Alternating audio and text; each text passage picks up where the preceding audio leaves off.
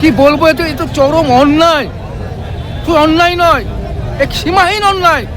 আজকে এইটা ব্যাপার, এনআরসির ব্যাপারে যা করছে এসআর নিয়ে মেয়েদের মা বোনদের ইজ্জত খেলা করছে আজকে, হচ্ছে না? তোমার কয়টা ছেলে মিথ্যা করে লেখছো? তোমার সাতটা ছেলে, তোমার চারটে বাপ বলছে, আরো বাপ আছে। এই যে বাপ তোলা কথা বলছে, এগুলো বিরাট পুরাত মানে এটা আমাদের আশ্চর্য লাগছে কোনো। হ্যাঁ, আর এই যে প্রত্যেক দিন মারছে, কালকে ওখানে টেম্পল এগুলো আর কোনো ঘটনা ঘটবে না। আমি নোংরখানা খুলছি, আমি 2 লাখ টাকা আসল জিনিস, একটা চাকরি আসল জিনিস। হ্যাঁ, আমি কাল বললাম আপনার মরুন, আমার 7 লাখ কোটি তুলে দেবো আমরা মুসলমানদের ফান্ড থেকে।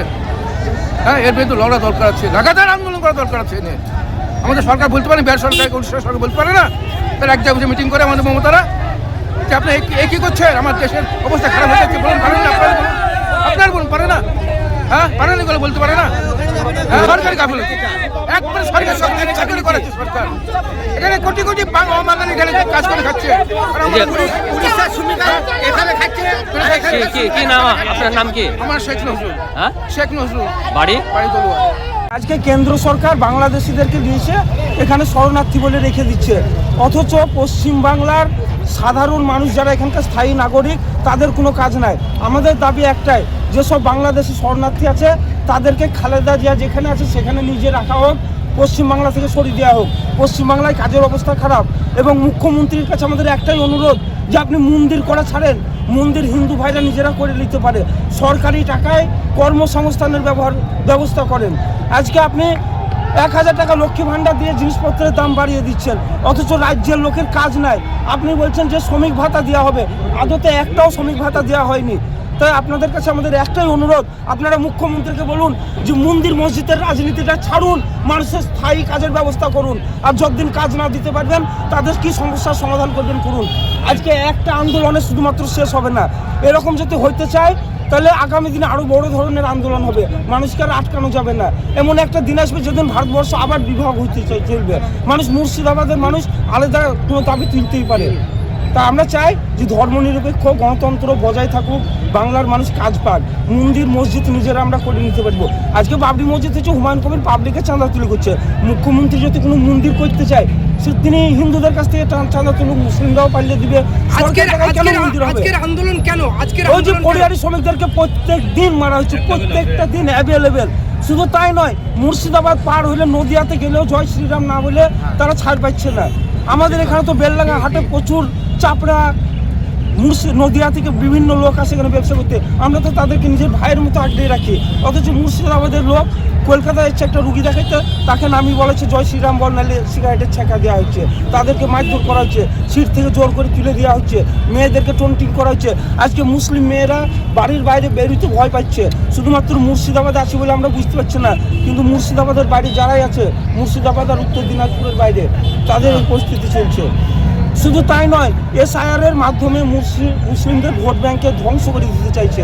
বর্তমানে 151টা সিট মুসলিমদের মেচুরিটি, 90-92% মুসলিম এক জায়গায় হলে 151টা সিট মুসলিমদের হাতে ছেড়ে যাবে। সেইটা ভয় পেয়ে নরেন্দ্র মোদী এবং মমতা ব্যানার্জি দুজনা মিলে এই কাজটা করছে। আমরা এর প্রতিবাদ চাই, এটা বন্ধ হোক, এটুকুই। আপনার নাম কি? আমার নাম হচ্ছে মোহাম্মদ গাজল খান, আমি মিমের বেলডাঙ্গা টাউনের বিমের সভাপতি, বেলডাঙ্গা টাউন সভাপতি। আমাদের পশ্চিমবাংলার শ্রমিকরা উড়িষ্যায় কাটছে, তার জন্য নাকি শাস্তি রাজ্য সরকার নিতে পারে না। যিনি এখানে আমাদের প্রতিবাদ করছে, পশ্চিমবাংলা থেকে মারামারি হচ্ছে, কাটাকাটি হচ্ছে, রাজ্য সরকার নিতে পারে তো? রাজ্যটা শাসন করতে পারে তো রাজ্য সরকার? মমতা ব্যানার্জি এই শাসনটা কই করছে? হ্যাঁ, সেটা তো করতেই চাইছে না। মমতা চাইলে তো সব করে। সরকার গাফিলতি, সরকারের গাফিলতি চাইছে, এটাই। কি দাবি করছেন আপনারা? আমরা সরকারের গাফিলতি চাচ্ছি, মানে দাবিদার এইভাবে আন্দোলন না করলে এই দাবিদার সরকার মানবে না, তাহলে আমাদেরকে দাবিদার করতে হবে।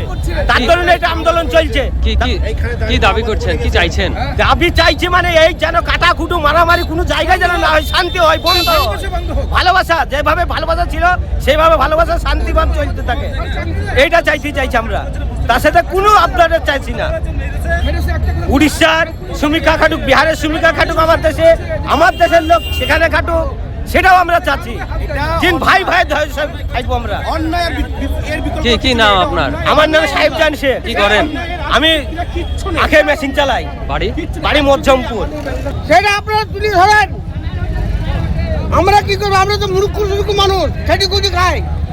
আমাদের চাকরি বাকরি আছে, ছোট ছোট বড় বাচ্চা আছে বাড়িতে, আব্বা কাজে গেছে, টাকা পয়সা লাগবে, এই ধান চাল কিনবে, খাবো, মুক্তি করবো, এই তো লাস্ট চলে আসছে বাড়ি ওইখান থেকে।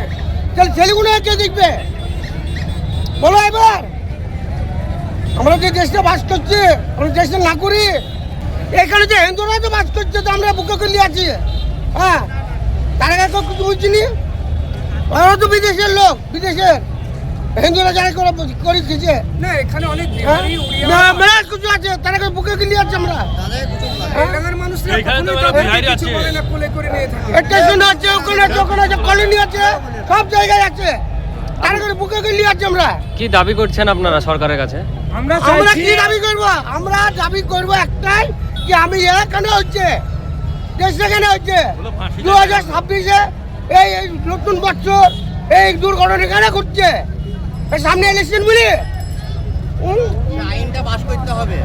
ইলেকশন বলি, ইলেকশন ভোটে আবার এখন দেখা যাচ্ছে কি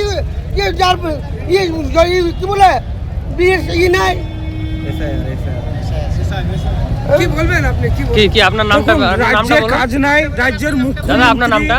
আমার নাম মহিম শেখ, বাড়ি? রাজ্যে কাজ নাই, এই তো রাজ্যের সামনে বড়ুয়া মুখ্যমন্ত্রী মোড়, সরকারি টাকায় এইখানে বাড়ি আমার।